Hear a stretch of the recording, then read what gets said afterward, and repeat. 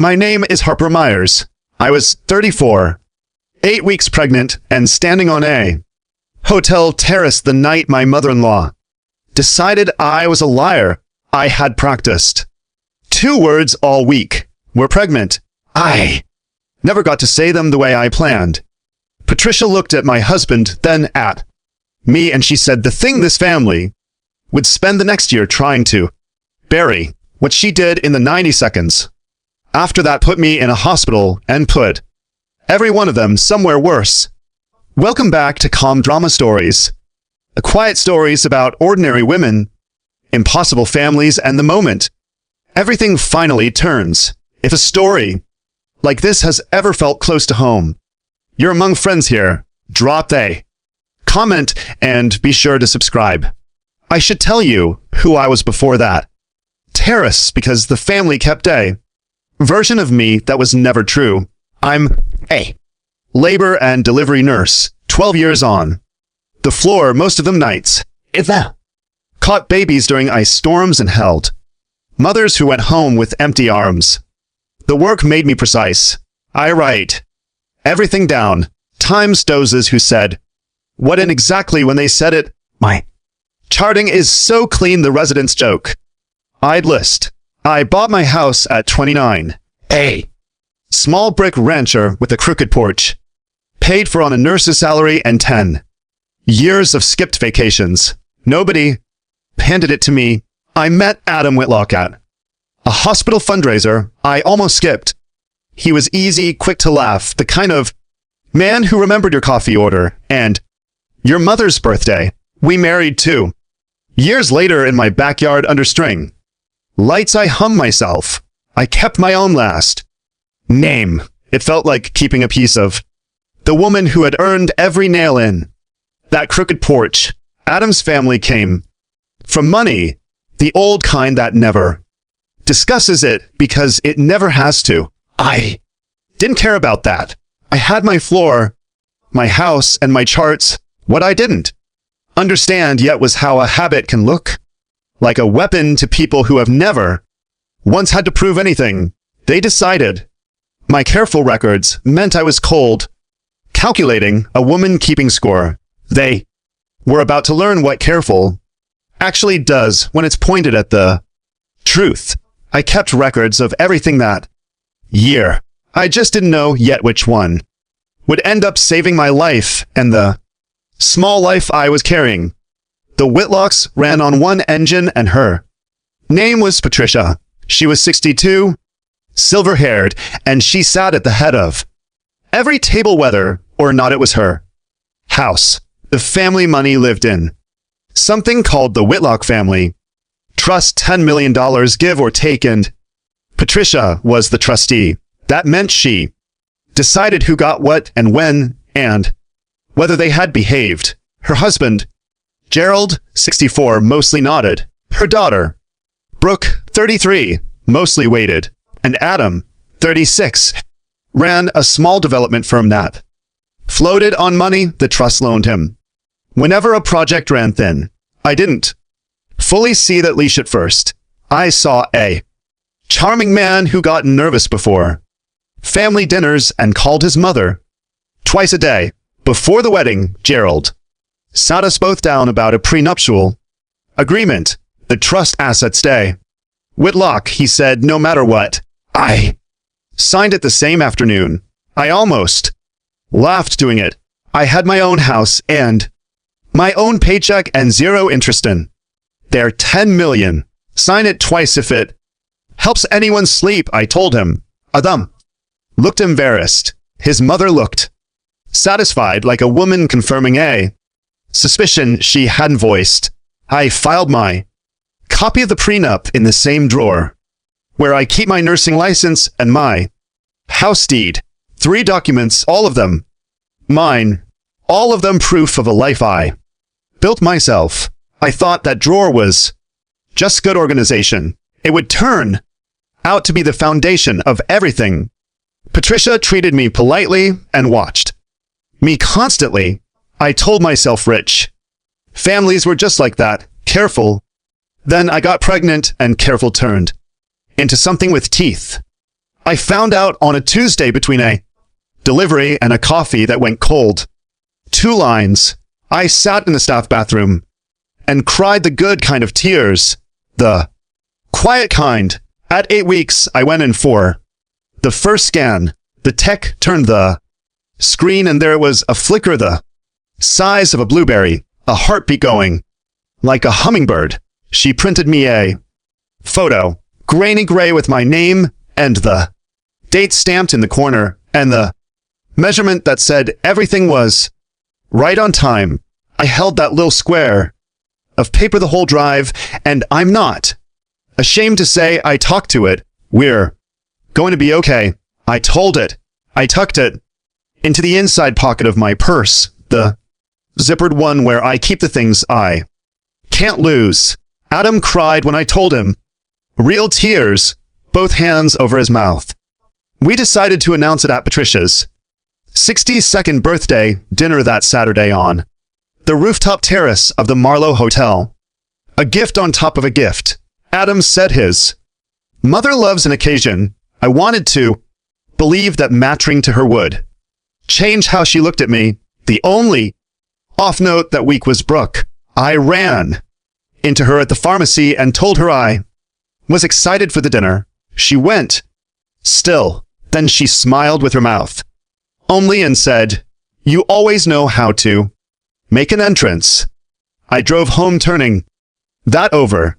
I almost asked Adam about it. I decided I was being sensitive. A pregnant woman reading shadows. I had the photo. I had good news. I thought good news was a thing you could simply give people.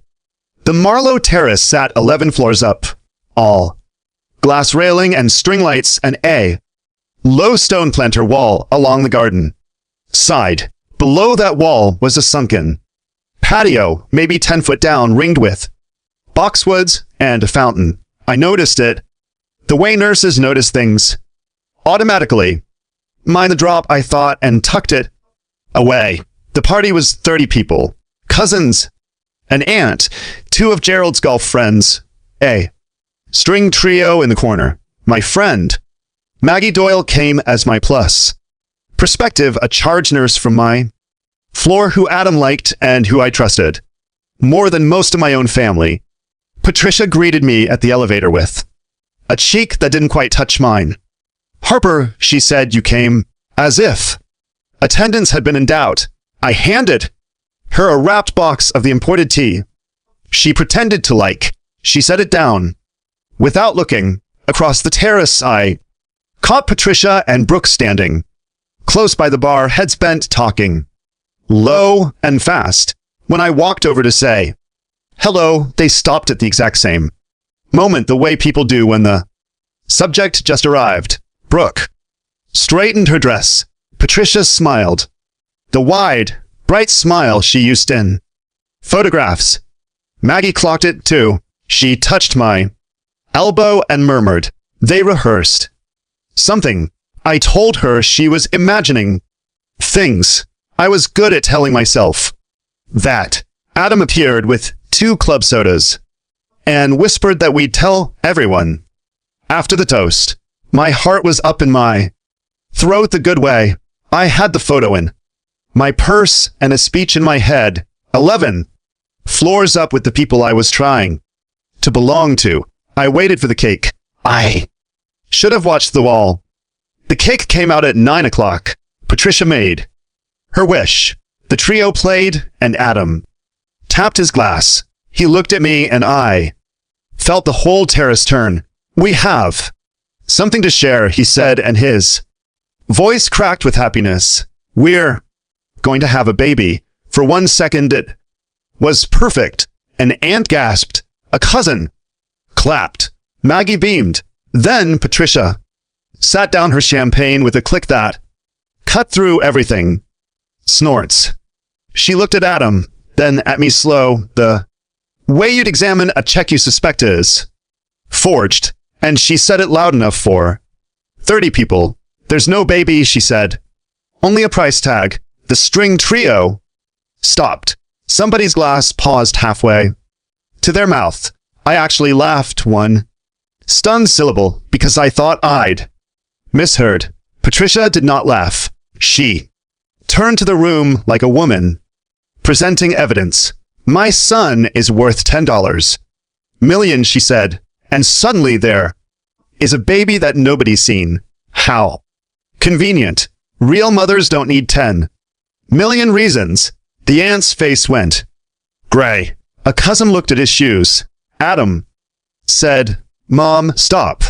But it came out small. A boy's voice, not a husband's. I felt the photo in my purse like it weighed 40 pounds. I wanted to pull it out and wave it. I didn't. Some cold, professional part of me, the part that runs codes while everyone else panics, said quietly, not here, not like this. I said, only I'm 8 weeks. I have a heartbeat on a screen. Patricia stepped toward me and her face wasn't angry. That was the part one couldn't process. She looked certain, righteous, like a woman who had seen this exact trick before and sworn she'd never be fooled by it again. Why she was so certain I would not understand for months.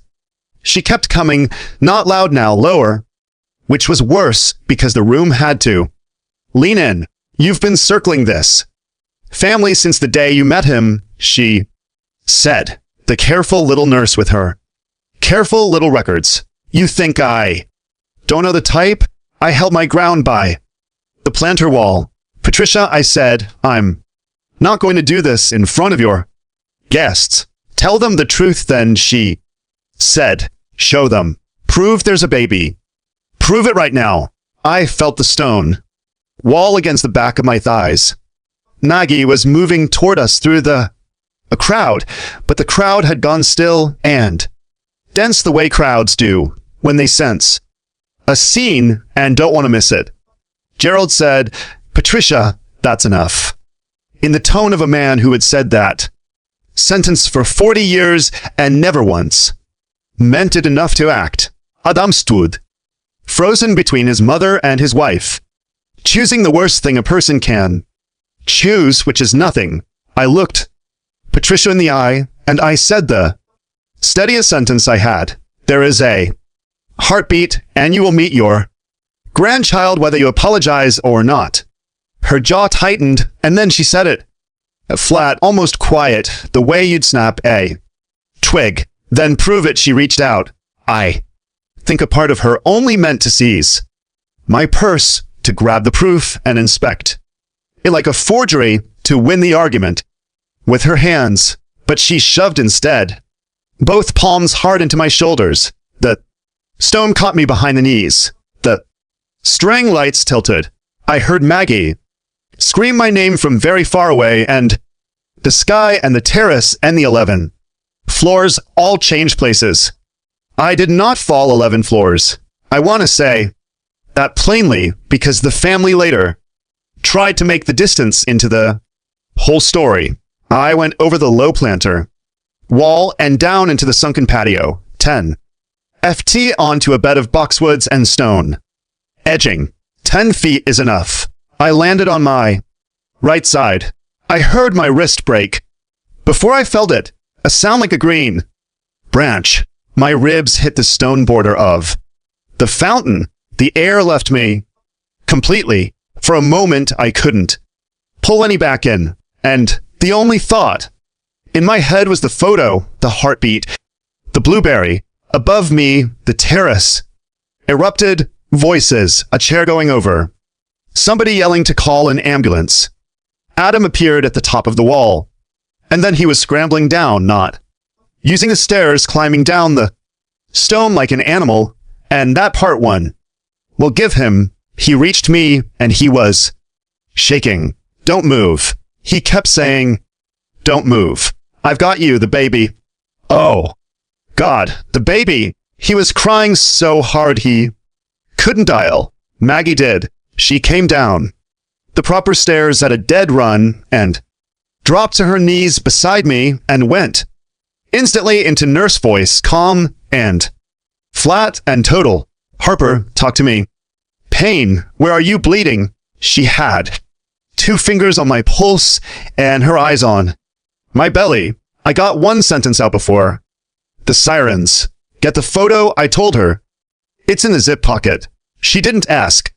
Why? She reached into my purse and took out that small gray square, smudged now, with garden dirt, and she held it up in front of my face. Still here, she said. Both of you, hold on. I knew the emergency department they took me to. I floated there in nursing school. There is a special terror in being the patient on a floor you understand too well, because you know exactly which silences are bad. They wheeled me past the trauma bay and straight to OB-TRIA, which told me the charge nurse had read my chart and made a choice. A tech wrapped my right wrist, while another found the fetal monitor. The cast went on cool and heavy plaster to the knuckles, my fingers sticking out, pink and useless. I would wear it 6 weeks. I would come to hate it and to need it, because it was the one thing on my body that the family could never argue away. Then the doctor pressed the Doppler low on my belly, and the whole room held its breath, including me, the nurse, who knew better than to hope out loud. Static, snorts, and then a sound like a galloping horse, fast and even and absolutely furious to be alive. 158 beats a minute. I cried then. Finally, ugly and grateful, my casted hand over my mouth. The placenta showed a small bleed. They told me an abruption scare, and I'd need monitoring and rest. But the heartbeat was strong, and the baby was measuring right on time. Right on time. The same words from the same kind of machine that Patricia had called a price tag 4 hours earlier. Adam stood in the corner of the room, shaking, gray, useless, holding the dirty ultrasound photo in both hands like it might break. His phone kept buzzing in his pocket. He kept looking at it. Even there, I watched my husband choose which screen to look at, and I started quietly to understand my marriage. If you've ever lay in a hospital bed, doing math on the people you trusted, counting who showed up and who kept checking their phone, you already understand this part. Stay with me. What I learned in that bed changed everything I did next, and it had nothing to do with shouting. Hit subscribe so you don't miss how it turned.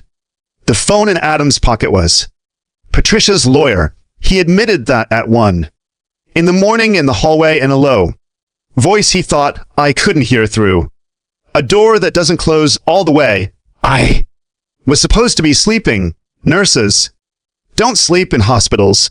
We just close our eyes. I heard him say, she went over the wall. Yes, I heard him say, it happened so fast. And then I heard the sentence that turned my stomach colder than the fall had. I don't think Mom pushed her. Exactly. Maybe Harper leaned too far back. We were all standing close. Maybe, exactly, leaned. 3 soft words, and my husband was sanding the edges off the truth, while I lay there with the cast on my arm and a bruise the shape of 2 hands on my shoulders.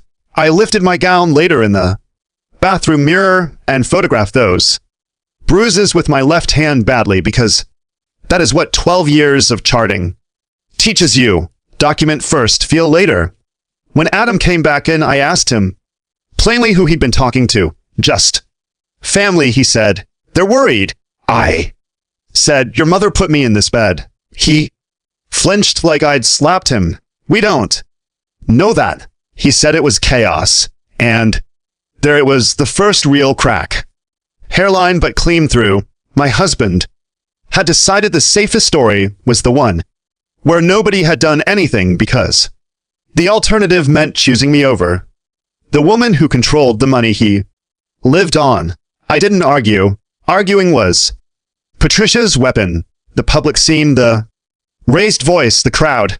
I just looked at him until he looked away. Then I asked the night nurse for a copy of my own chart. She understood completely. She brought 2.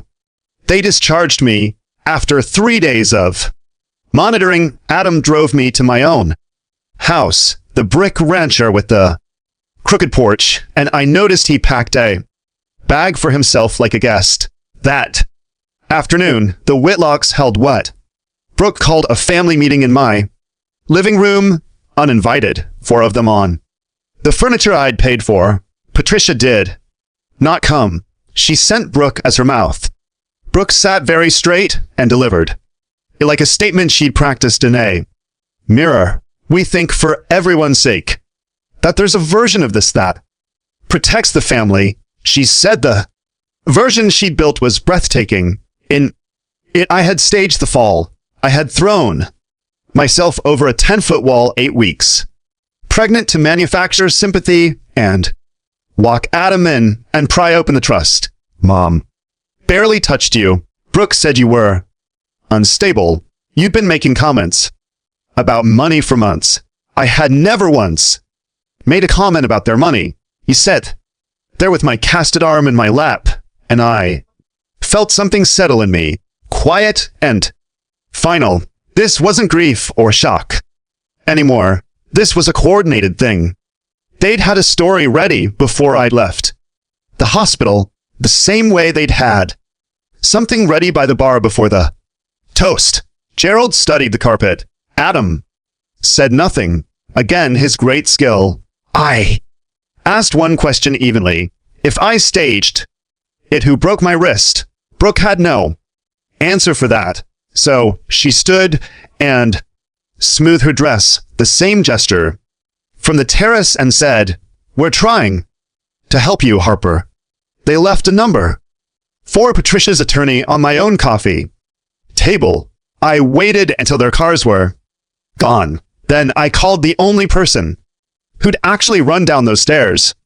Maggie came over with takeout and a legal pad, which is the most Maggie combination of items that exists. She sat at my kitchen table and let me be furious for exactly 10 minutes. Then she capped my anger like a vein. "Okay," she said. "Now we stop reacting and start building. Here's what they want, Harper. They want you loud. They want you to call 30 relatives and scream that Patricia pushed you, because then it's 2 women yelling different stories and the family closes around the rich one. And you're the unstable nurse who married up. Don't give them that." I asked her what the alternative was. She tapped the legal pad with her pen. "You win this the way you chart a code," she said, cold, documented in order. "You don't have to convince anyone of anything. You just have to be the only person in the room holding paper." We made a list that night, the 2 of us, and the list was the first time since the terrace that I felt like myself again. My hospital records with the wrist fracture and the rib contusions and the bruise pattern. The photos I'd taken in the mirror.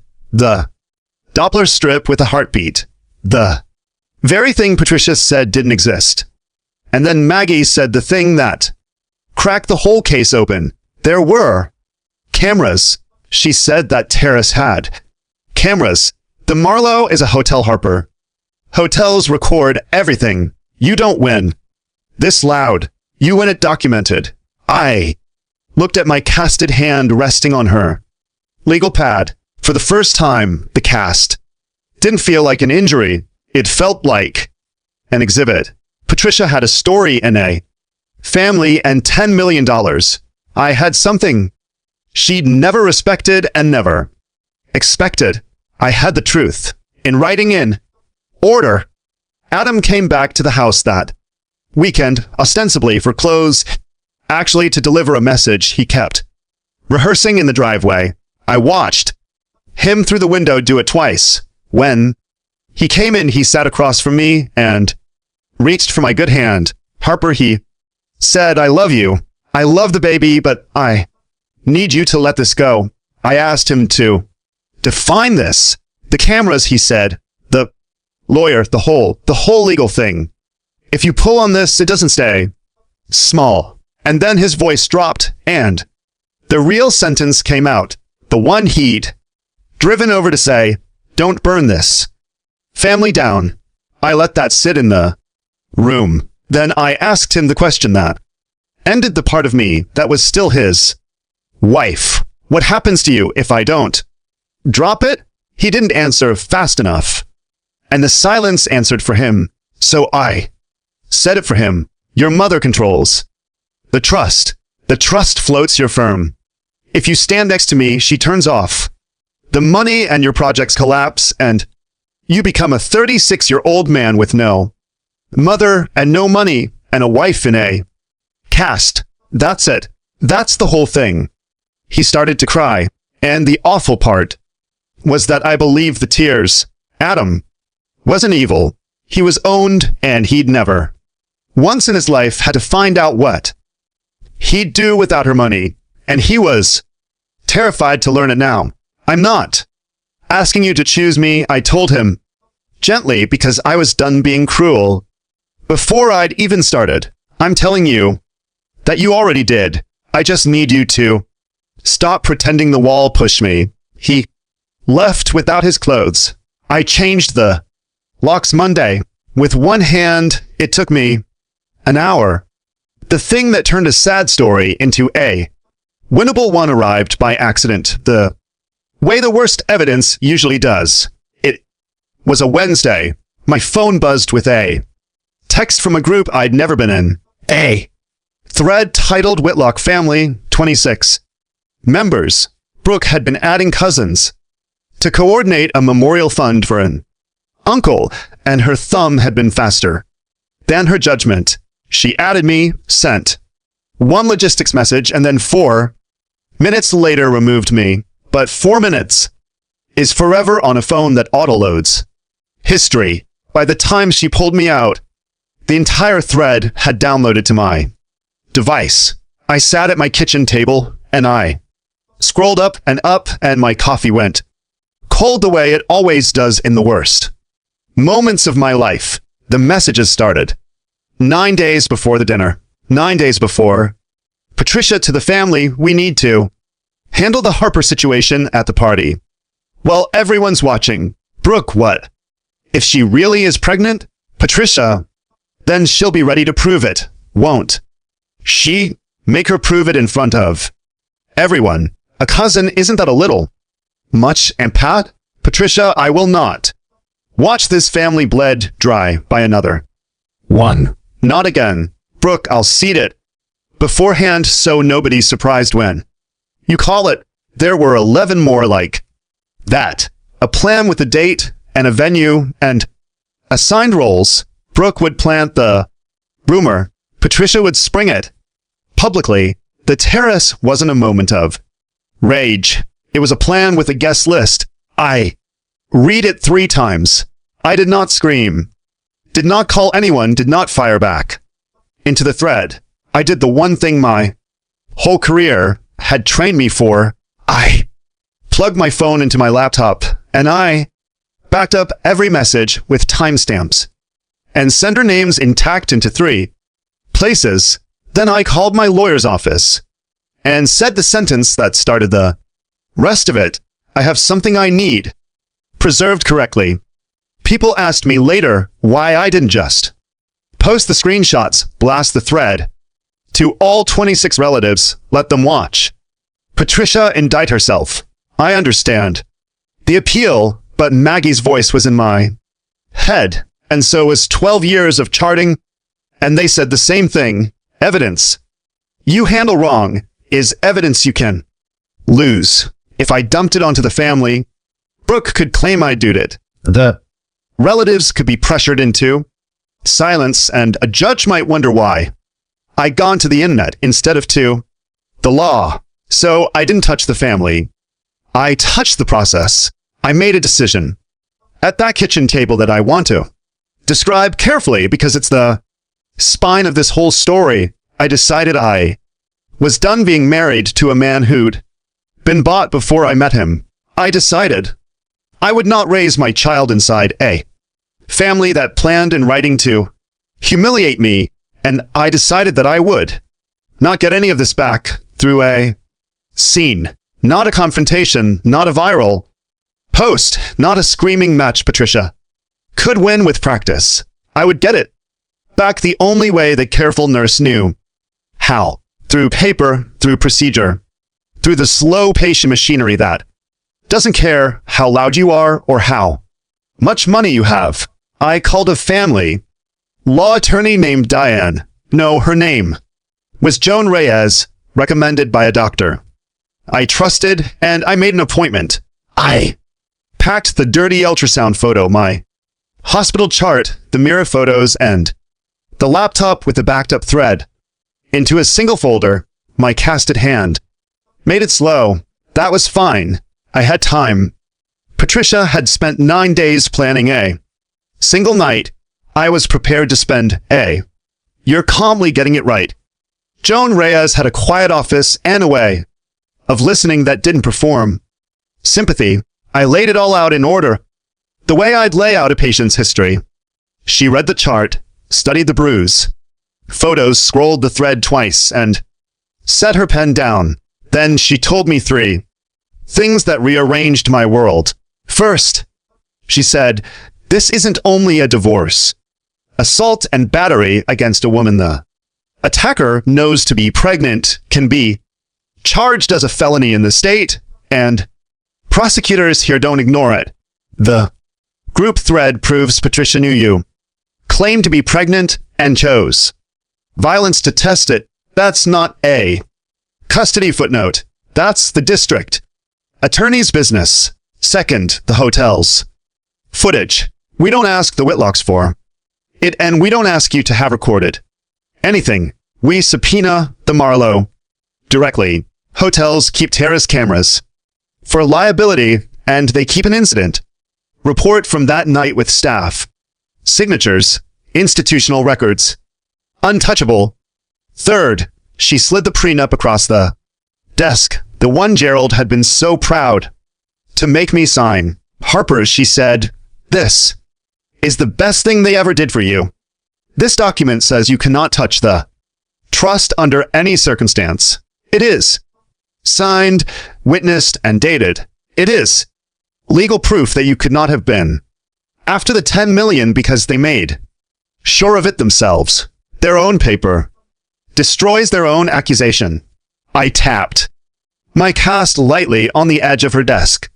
While I took that in, the thing they'd built to keep me out was the thing that would clear my name. Joan smiled. The smallest amount. They armed you, she said, and never noticed. We talked for 2 hours.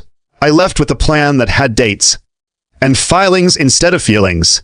For the first time since the terrace, I slept the whole night. Patricia did not see a folder coming, because Patricia had never lost. Her first move once the divorce filing landed was the move rich families always make. She tried to buy the silence Brooke called sugared and brisk. Mom wants to put this behind everyone. She said, we're prepared to offer you $50,000 to walk away clean. No fault, no. A story. You keep your little house. Everyone moves on. The little house landed exactly as intended. I almost admired the precision of the insult. I held the phone against my shoulder, my good hand on my belly, and I thought about what $50,000 was supposed to mean.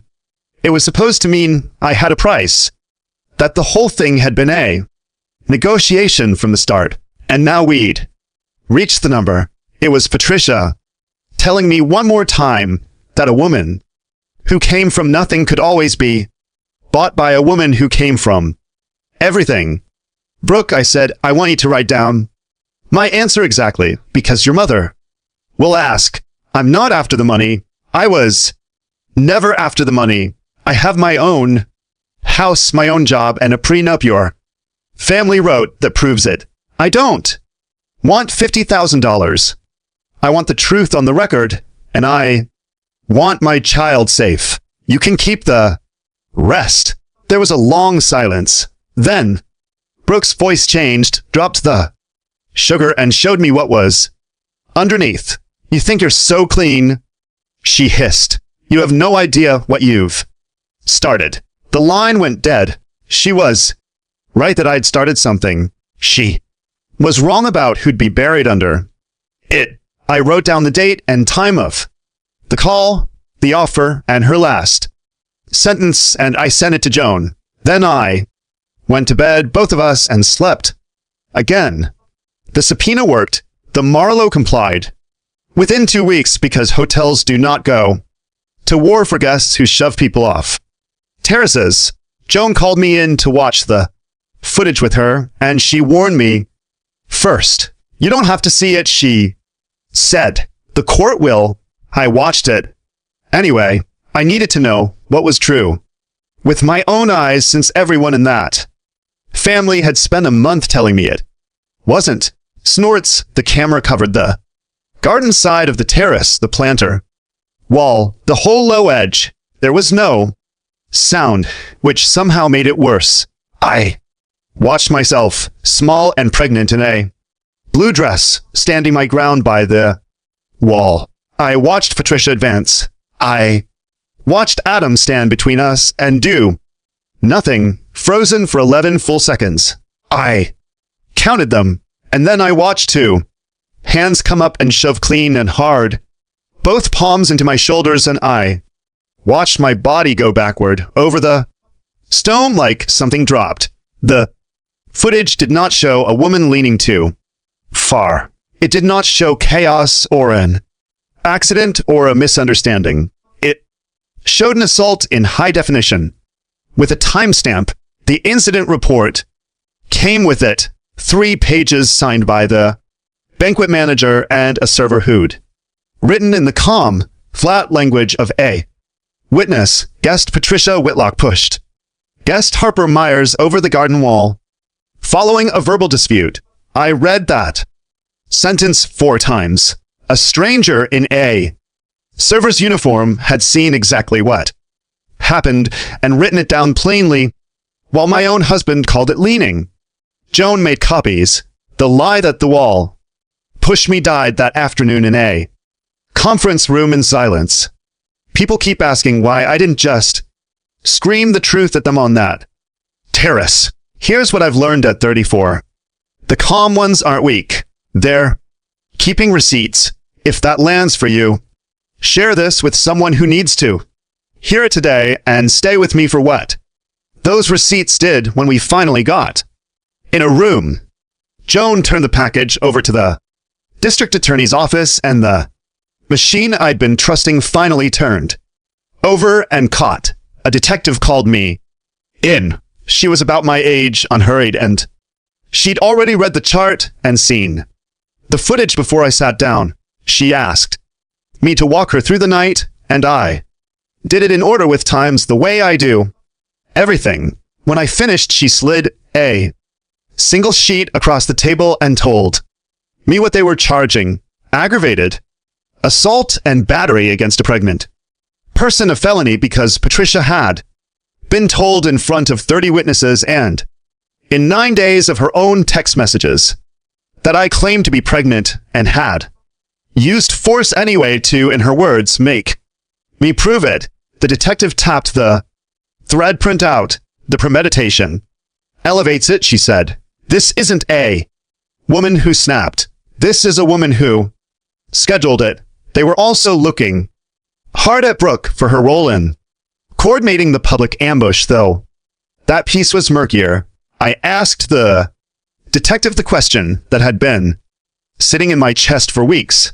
Will they actually charge her? People like the Whitlocks. The detective looked at me for a moment, and then she said, something I've kept. Money buys a lot of things, she said. It does not buy back a felony with a time stamp and an eyewitness. She doesn't get a pass because her family has a trust. I drove home that day past the hospital where I'd heard the heartbeat, one hand on the wheel, one hand resting on a belly that was just starting to show, and I let myself feel for the first time, not relief exactly, but the clean, cold certainty that the truth was now bigger than any of them. Adam came to see me one more time the week the charges were filed, and this is the part of the story I think about most, because it's the part where someone could have changed. He looked terrible, thinner, gray under the eyes, a man who hadn't slept since the terrace. He sat on my porch steps because I didn't invite him in, and he cried. And for once, I didn't think the crying was a tactic. Harper, he said, I know what she did. I saw the video. I know it wasn't your fault. I know it was never about money. He put his face in his hands and the words came out wet and broken. I'm so scared, he said. She raised me to need her. I don't know who I am without the money. I never had to find out. And I'm finding out it's nobody. For a moment, I almost reached for him because under the cowardice, he was telling the truth, and the truth was sad. He was a 36-year-old boy his mother had kept, dependent on purpose, so he'd never be able to leave, so he'd always choose her. I understood him completely. Understanding is not the same as forgiving, so I asked him quietly the only thing that mattered. Will you tell the truth on the record? Will you say? She pushed me. He looked up, and I watched the fear win. The way it always had, the way she built him to let it. I can't, he whispered. Her lawyers, they need me to. They wrote a statement for me. And then my husband told me he'd already signed it, the statement that called it an accident. And he asked me to understand. I did understand. I just no longer cared. I told him to leave my porch. He did. Brooke made the mistake people make when they think deleting something is the same as it never existing. Once she realized the Whitlock family thread was in play, she panicked. She went into the group and deleted her old messages, the ones where she'd promised to seed it beforehand, and she had a cousin remove a few too. She thought that erased them. It didn't. The thread had already been preserved. 3 places. Time-stamped. The night her thumb was too fast at the pharmacy. No, the night she added me by accident, weeks before she ever thought to scrub it. Joan's office had it locked down in discovery, so when the deletion surfaced, they didn't hide Brooke's guilt.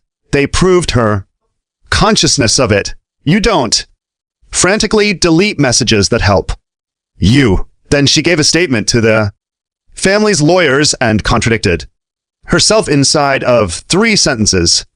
First, she said she'd never discussed the pregnancy before the party. Then she said she'd only mentioned it to a few people to prepare them. Then she said she didn't remember the threat at all. The detective noticed all 3, and somewhere in the financial disclosures, the real shape of Brooke came clear. The part that wasn't about loyalty to her mother at all. The trust distributed by branch and by heir. If Adam had a child, that child became a beneficiary, and Brooke's slice of 10 million got noticeably thinner. A grandchild was not a joy to Brooke. A grandchild was math. She'd helped plan a public humiliation of a pregnant woman because my baby was, to her, a line item that reduced her inheritance. When I understood that, I stopped being angry at Brooke. Specifically, snorts. She was just the clearest example of what the money had done to all of them. It had turned a baby into a threat. I learned why Patricia was the way she was from the aunt who'd gone gray at the dinner, the only Whitlock who ever called to apologize. Her name was Carol, and she told me the story over the phone in a low voice, as if Patricia could hear through the walls of 2 different houses. 30 years ago, Patricia had a younger brother named Wendell, charming, soft, easy with money, the way Adam was easy. Wendell married a woman the family never trusted, and within a year that woman announced a pregnancy, and Wendell, beside it, rewrote everything in her favor. There was no baby, Carol said. Or, there was, and it wasn't his. The family never knew which, and it didn't matter, because by the time the marriage detonated, the woman walked away with half of Wendell's share of the family money, and Wendell walked away with nothing and drank himself small and died at 50.